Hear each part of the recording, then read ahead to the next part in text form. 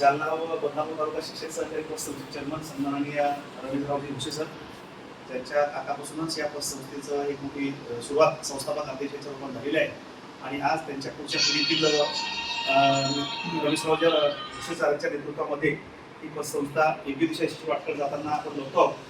त्यांच्या सोबतीला आमचे माजी चेअरमन आदर्श शिक्षक समिती जिल्हा अध्यक्ष आणि त्यांनी खूप मोठा वेळ या पतसंस्थेमध्ये दिला आहे असे बबनरावजी घोरडे सर. त्याचप्रमाणे समता शिक्षक संघटनेच्या काळामध्ये कार्यकाळामध्ये आपल्या जालना जिल्ह्याचं नाव पूर्ण राज्यामध्ये रोशन करणारे आणि आपल्या शिक्षकांचा बुलंद आवाज आदरणीय अरुणरावजी जाधव सर, आपले प्राथमिक शिक्षक संघाचे जिल्ह्याचे नेते आणि सचिव अध्यक्ष आमचे आदरणीय श्री सुभाषजी भराणी सर, ज्यांना आपण न्यायबोध म्हणतो. आमच्या संस्थेमधील मंगल पांडे आपण ज्यांना म्हणतो. खरं म्हणजे ज्यांच्या कमी कालावधीमध्ये एक मॅच्युअर पर्सन म्हणून पुढे येताना कमी काळामध्ये जवळ सरांनी जबाबदारी टाकली आणि ती जबाबदारी अत्यंत प्रामाणिकपणे पार पाडताना आमचे सचिव संतोषरावजी दिसत आहेत आणि त्यांनी खूप कमी कालावधीमध्ये चांगल्या पद्धतीने बागडोर सांभाळलेले असे संतोषरावजी. त्याचप्रमाणे या संस्थेचा व्यवस्थापक आमचे मित्र आदरणीय ज्ञानेश्वर माऊली मराठे सर, शैलेश आणि यांचा आज वाढदिवस आहे म्हणजे आजचे उत्सवमूर्ती आमचे मित्र मिलिंदजी लांबे सर. नेताजी आपण सर्वांनी त्यांचं कार्य जवळून पाहिलेलंच आहे. नक्कीच अलीकडच्या काळामध्ये जर आपण बघितलं असेल की ऊन वारा पाऊस याची चादर अंगावर घेऊन अत्यंत प्रामाणिकपणे शिक्षणाची गंगोत्री खेड्यापाड्यापर्यंत पोहोचण्याचा उदंड मानस त्यांनी उडी बाळगला आणि तो प्रामाणिकपणे आज तेवढ्याच नेटानं पुढे नेताना दिसत आहे. मागच्या काही 5-10 वर्षाचा तुम्ही कालखंड बघितला असेल तर जालना जिल्ह्यामध्ये एक नवीन खूप चांगले शिव आले होते माननीय निपुणजी विनायक साहेब. त्यांच्या काळामध्ये त्यांनी जी शाळा नावारूपाला आणली त्या शाळेमधले जे काही उपक्रम पूर्ण राज्यामध्ये नावारूपाला आले आणि त्यामुळं ती शाळा म्हणजे पूर्ण राज्यामध्ये ऍक्टिव्ह ठरली आणि त्याचा पुढचा उपक्रम गंमत शाळा तो सुद्धा त्यांनी प्रभावीपणे राबवला. आजही ते राज्याचे सन्माननीय पंतप्रधान नरेंद्रजी मोदी साहेब यांचे स्पीच साहेब असताना सुद्धा मी मिलिंदजी लांबे सरांनी त्यांचं त्यांना बघितलेलं आहे. तेच नाही तर त्यांचे आई वडील सुद्धा आजही लांबे सरांच्या प्रेमामध्ये बघितलेले. तर असो एखादा सीओ जेव्हा एखाद्या म्हणजे शिक्षकाचं काम बघून भारावून जातो आणि तो आजही 15-20 वर्षानंतर संबंध जेव्हा भावची ठेवतो यामध्ये सर्व जीवनाचा सार येतो. हे झालं एक गोष्ट. दुसरी गोष्ट आम्ही त्यांची आत्ता पाहिली की आता मध्यंतरी आपण बघितलं वडिलांचं कसं सेवा करावं कुटुंबामध्ये. मिलिंद लांबे सर सामाजिक क्षेत्रात काम करत असताना पण कुटुंबाची जबाबदारी मात्र वडिलांची सेवा त्यांनी सर म्हणजे त्यांच्या आणि माझ्या मामा सासऱ्यांची गाव जवळजवळ आहे. खूप चांगले जेव्हा भावाचे संबंध आहे पण लांबे सरांच्या नेहमी ओढ आपल्या कुटुंबावर मला पाहिलेली आहे. आई वडिलांची सेवा त्यांनी आदर्शवत आपल्या समाजासमोर घडवून दिली आहे. त्यांना प्राण्यांत सुद्धा प्रेम आहे. घराच्या बाजूला त्यांचे छोटासा गोठा आहे. त्या गोठ्यामध्ये ती गाय आहे. कधी जाताना त्यांच्या गाडीवर मात्र पेंडी असते. आपण बोलतो भाषण करतो परंतु त्यांनी कृतीतून ते दाखवून दिलेलं आहे. बरं तिसरी गोष्ट एक आदर्श पिता आहेत. बबनरावच्या माध्यमातून आपण पाहिलं असं अलीकडच्या काळामध्ये त्यांच्या दोन्ही मुली BMS लागल्या. मुलगा सर क्लासला आहेत आपले भुसे सरांच्या मुलांनी त्यांचा मुलगा सोबत येतो बबनरावजी त्या क्लासमध्ये मुलगा सगळ्यात टॉपला आहे. मला वाटतं शुद्ध बीजा गोष्टी सगळ्या गोष्टी एक कुटुंबवत्सल पिता सुद्धा आपण त्यांच्यामध्ये बघतोय आणि हे सगळं करत असताना त्यांच्या फक्त एका समाजापुरतं मर्यादित नाही जालना जिल्ह्यामधला रथाचा मसिया म्हणून आम्ही त्याच्याकडे पाहतो. कारण मला अनेक वेळेस जेव्हा कठीण प्रसंग निर्माण होतो आपल्याकडून होत नाही तेव्हा सरांना फोन करा. ते काही क्षणामध्ये आपल्या जेव्हा भावाच्या माणसाला त्यांना रक्त लागतं किंवा रक्तातल्या पेशी लागतात ते मात्र ते उपलब्ध करून दिल्याशिवाय राहत नाही. तो त्यांचा आवडता छंद आहे आणि छंद फक्त लोकांना सांगून नाही त्यांच्या स्वतःची वेळ आहे. 93 वेळेस रक्तदान त्यांनी केलेलं आहे आतापर्यंत. तुमच्यामुळं आम्हाला सुद्धा वयाच्या 11 वर्षापासून आवड निर्माण झाली आणि आम्ही सुद्धा फिटलीच्या पुढे धरलो. हे सोबतच्या माणसांकडे होते कारण तीच आम्हाला 4 महिन्याची साखळी पूर्ण होऊ देत नाही. वारंवार त्यांच्या निषेध रेसिपीमध्ये प्रत्येकाला 3 महिने झाले आपले 4थ्या महिन्यात आपल्याला रक्तदान करावं लागतं आणि हा जो ग्रुप आहे त्यांच्या एक मित्र वारला चव्हाण म्हणून त्या मित्राच्या स्मृतीत सुद्धा ते रक्तदान शिबिर होतात आणि तो पण मोठी एक इव्हेंट होते. जालना जिल्ह्यामधल्या सामाजिक सांस्कृतिक शैक्षणिक सामाजिक क्षेत्रातल्या सगळ्या काही इव्हेंट आहेत त्या इव्हेंटमध्ये आमचा मित्र सगळ्यात अग्रेसर असतो. म्हणजे शैक्षणिक क्षेत्र असेल सामाजिक क्षेत्र असेल कौटुंबिक क्षेत्र असेल किंवा आपल्या जालना जिल्ह्यातल्या अनेक लोकांच्या दुःखामध्ये जेव्हा मला एखाद्या वेळेस रात्री 3 वाजता माझ्या भाऊजीच्या वेळेस त्याचं काम बोललं तेव्हा आपल्या मित्राच्या अगदी खंबीरपणे त्याच्या मित्राच्या वडील ऍडमिट होते त्यावेळेस हा माणूस मला 3 वाजता त्या ठिकाणी भेटला. म्हणजे यावरून तुम्ही लक्षात येतं की हा माणूस सुद्धा आपल्या सगळ्यांच्या सुख दुःखाला आपलं दुःख म्हणून वाहून घेणारा माणूस म्हणजे मिलिंद लांबे सर आहे.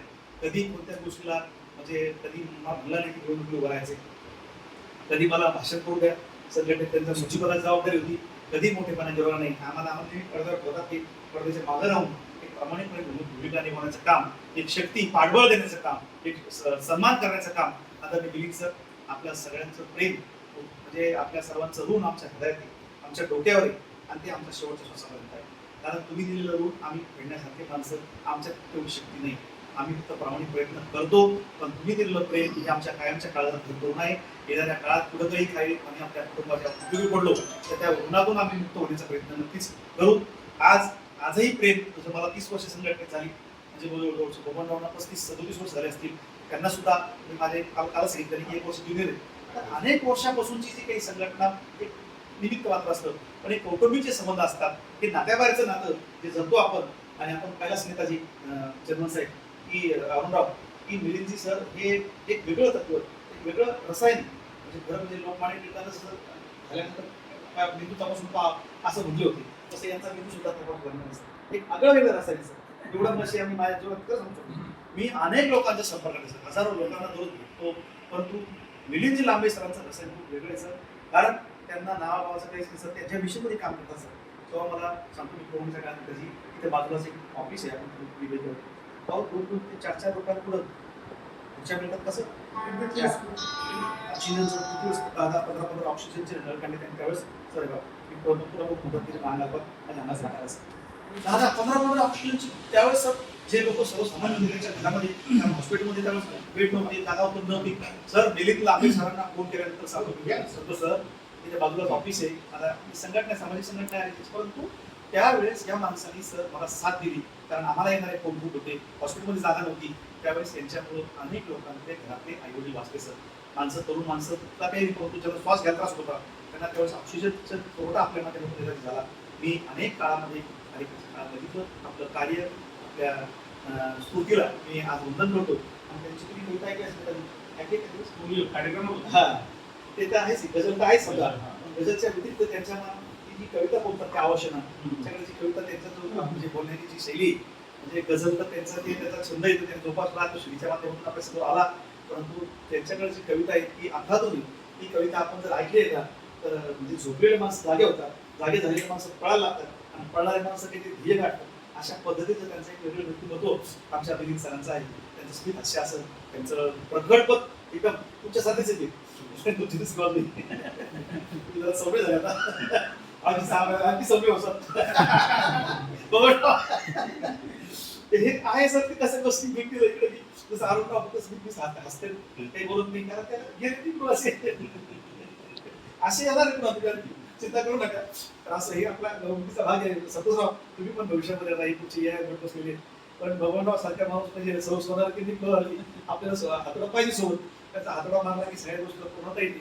आणि आपल्यामध्ये जसं कोणती एखादी लढाई लढायची असेल त्यामध्ये सर सेनापतीचा जो एक प्रमुख असतो, जो म्हणजे एखादा मार्गदर्शक असतो, त्याला मागचे सगळे खास कळले माहीत असतात आणि त्या सगळ्या गोष्टी ते करत असतात. काही दिवसांनी ओरिजिनल नावानं विसरून होते या गोड मंगल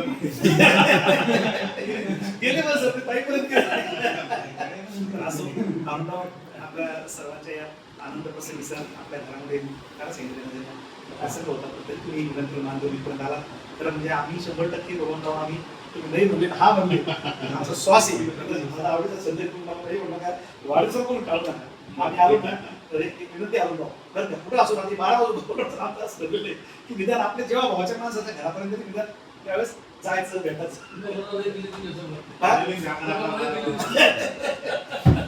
असं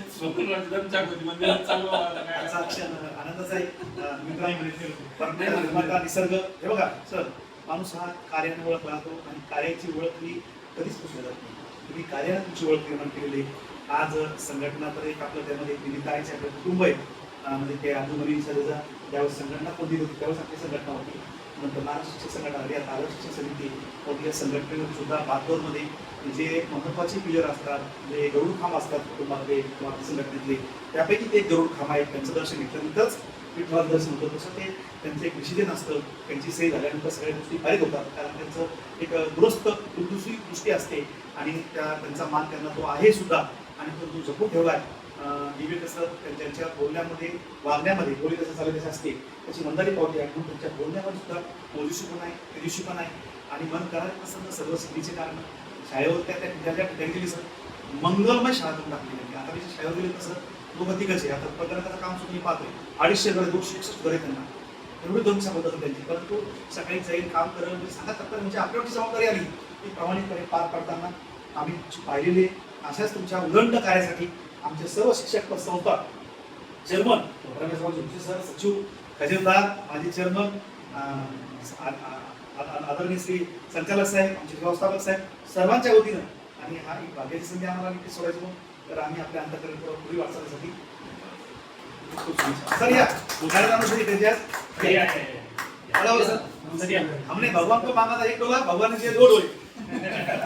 त्याची मॅरेज अॅनिव्हर्सरी भगवान या मॅरेज अॅनिव्हर्सरी म्हणलं आम्ही ईश्वराला मागितलं 1 डॉलर 2 डॉलर.